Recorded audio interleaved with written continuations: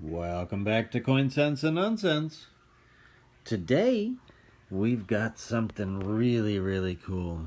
We had an opportunity to buy a 1942 mint set, and I'll use that term loosely. There were no, I gotta watch those reflections there. There were no official mint sets released by the U.S. Mint formally until 1947. So collectors would put together mint sets, and it seems that's what someone did here. And I got the opportunity to buy this for a pretty decent price. And so to have a chance at getting very nice, potentially uncirculated coins from 1942 is awesome. And it has both versions of the nickel, the silver and the traditional type 1 and type 2, they're known as. And actually, the silver is in much better condition than the regular nickel version. It's got full steps, I believe. So we'll take a look at that under the scope. We'll also show you how my hopes were dashed. When I first was offered this, I was in a grouping of other proof sets, or with proof sets. And so I failed to notice that it said mint set. And so I got all excited when I saw that I could potentially get a proof set from 1942 for fairly cheap. So, but then I realized, oh, it's a mint set. But then when I saw that, how can you have a mint set and there's only the Philadelphia coins here, or the no mint mark except for the silver. So then I started, and also the quality, when I saw 6 or 5 steps on the nickel, I thought, uh-oh, maybe these are proofs. And the mercury dime, actually there is some kind of, I don't know if that's luster or what's going on the reverse, but again, we'll look at the scope. But anyway, I thought possibly it could be mistake and in the wrong holder and really some proof coins. But I'll show you how I was able to confirm that no, my hopes were dashed. And it's kind of based on the quarter. There were different reverses. Is it reverse eye? No, reverses. For the quarter, depending on whether it was proof or circulation strike or business strike. So let's look at the examples of type A, which is what this is, and type B, which is what comes on the proof, or should be on proof if these were from that era. Alright, so here's the quarter super magnified. This is the reverse. And this is the key to the whole thing here. Let's get that out of the way right now, just so we can distinguish between the proof and the mint set. So I'm going to show you, this is type A like I was mentioning. I'll show you type B for comparison, but you'll see where the leaf finishes is key, and how many leaves there are and how it's facing. But also these leaves here are very wispy, kind of faded out on the type A, and they're very strong, or much stronger on the type B. So well, actually, before we get on, let's just show you the B, and then we can come back to this. Alright, and so here's a type B, and you can see that there's really 2 leaves here. It kind of tilts to the left, and it's above the arrows. And then that other, let's see if I can get it in here without messing things up. Those leaves there are much more defined and strong than in the type A. So unfortunately, my other set is a mint set, or is just not a proof set anyway. So this one here actually is a cool one. This is, here, let me flip it over. Oh, nothing, just the 1955 set. Hello, bin. So here's the quarter. It's hard to get with the plyo film with the magnification and whatnot, but this is my oldest proof set, as the 55.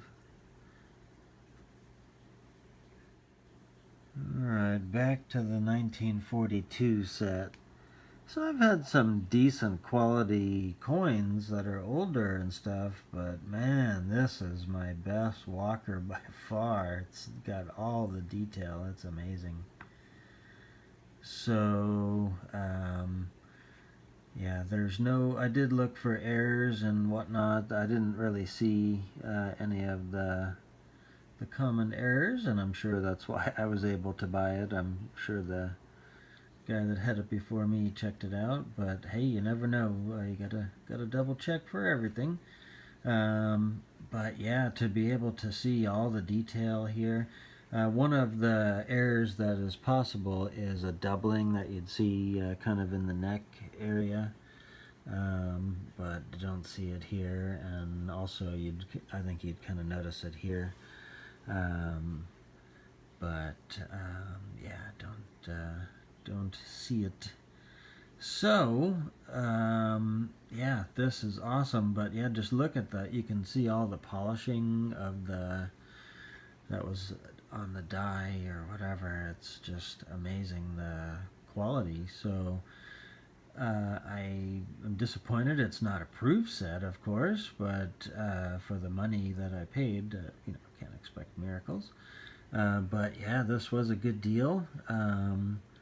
Even if it is a partial mint set, it's not the whole thing. It only has the Philadelphia coins. But yeah, just amazing, amazing quality. Let's see if we can move around here without too much trouble. So, yeah, I guess because of the luster and everything, I had thought, man, this could be proof quality. They didn't really have a lot of cameo type proofs in that time, so anything is possible. I was looking at this area. Sorry for the glare and the brightness there. Let's see what I can do about that. I'll be back. Yeah, so I'll have to check this out a little more. That kind of intrigues me a little bit. So I know there's some, on a couple of these, there's some machine doubling, and you can tell that by it's more of a flat appearing extra line. But this kind of has like a little bit of a rounding, so I'll be checking that out. So, and then the Mercury dime. So, just amazing, amazing quality. So let me get a little less magnified here so we can appreciate it better. Alright, that's a little better, I think. So yeah, the Mercury dime, all of them are in really, really good condition. The Mercury dime on the reverse, there's a little bit of, looks like the finish or the luster is coming off of it, but still very nice. So, unfortunately not the 1942 over 41, but I checked. And then this is the silver 1942 nickel. And we'll look at the reverse again when we're done here, but we'll just kind of cruise through. Very nice quality again. So I don't know if whoever put this together did it from mint rolls or what. So the nickel version of, the kind of the original or regular issue version of the 1942 nickel is struck with less quality. I think the dies were already starting to show signs of wear, even though this is a relatively uncirculated, or is uncirculated, the stripe quality is pretty poor. So, and then here's the penny. Color's probably going to change on this to almost like the steel cent. Whenever you have, if you don't have like another color in there, for some reason the copper has a hard time with the color rendition. So awesome, awesome quality. Again, not approved, but I'm happy.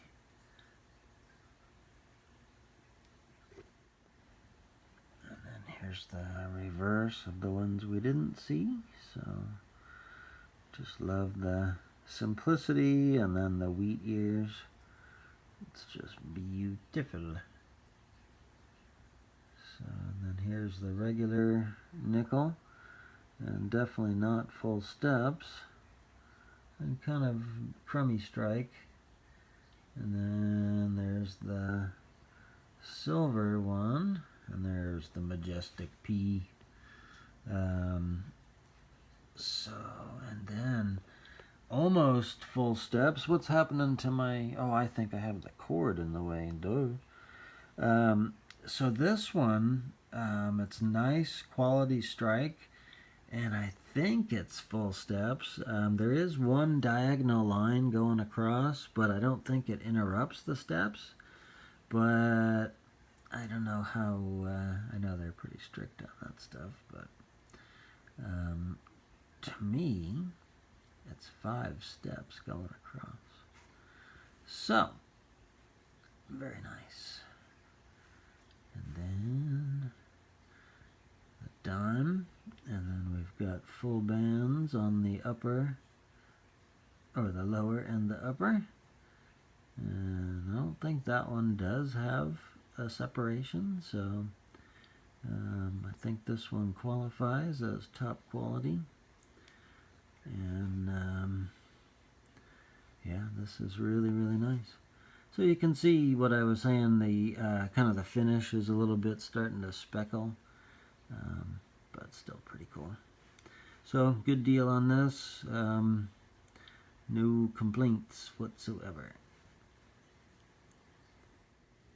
Alright, and one more scan of everyone kind of close up. So you can see a little bit of toning starting there, which is not unwelcome. And there's the quarter. Nice luster on that one. That's pretty cool. Beautiful merc. And then the silver nickel, starting to tarnish a bit. And then the regular strike nickel, the nickel. And then the nice 1942 penny. And then back the other way. Here we go.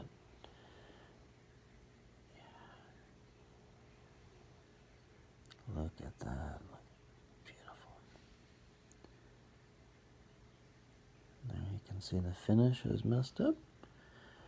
Oh, and that looks so, so nice.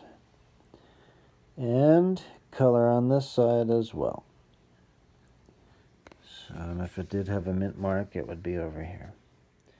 Just for eye candy, here's what that 1955 proof set looks like. So,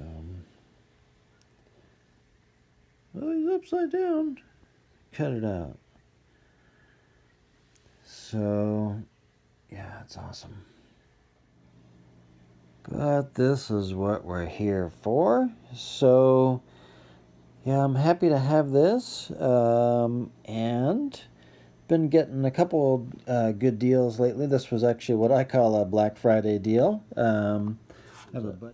So, anyway, thank you so much for watching Coin Sense and Nonsense. And until next time, bye. Bye.